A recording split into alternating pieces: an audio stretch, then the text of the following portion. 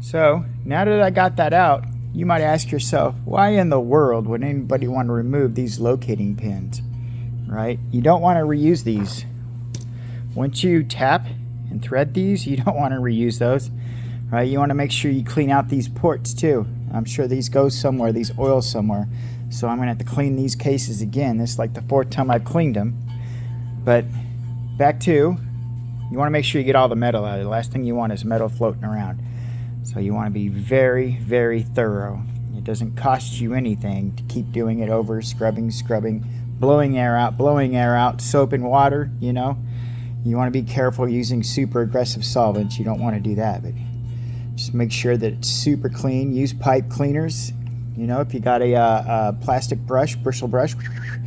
So you just want to make sure you're real super careful with these surfaces, because once you ding them, they're dinged, right? And so the reason why I'm doing this, the reason why you want to pull these out, is because I'm going to lap the cases.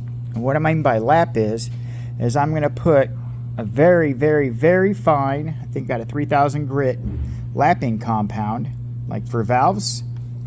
As a matter of fact, I'll show you. Right here.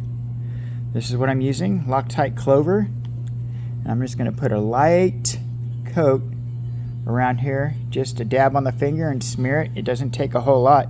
And I'm going to take the circumference of the case here and a little here, and then I'm going to take that case half, I'm going to put it on here with no dowels in it, and I'm going to lightly work back and forth, right? So I'm basically going to be allowing those two surfaces to mate against each other to give it a nice flat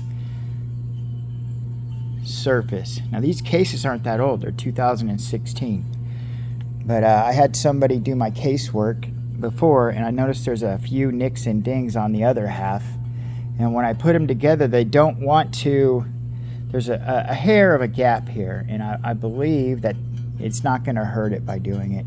You don't want to get crazy. You just want to do it to where you can see it's having an effect all the way around, right? You want to see to where you'll know when you're done. Well, you should. And you want to be careful here, right? These cases are bored out. So these are 124 cases. They accept S&S cylinders.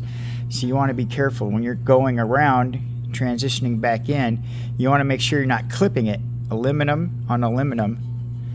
That's a danger point. So you want to just take your time. Press lightly. You don't want to do it putting a lot of force on it. Just let it use its natural weight, and then work that case half little by little, back and forth, probably 15 degrees, 15 degrees, 15 degrees, 15 degrees, right? If this is your 0, right? I'm not going to go a full 45. I'm not coming, or 90. I'm not going to come here. I'm probably just going to go whoosh, whoosh, whoosh, whoosh. And then I'll stop probably every 10 passes, wipe it down, and look and see where I'm at.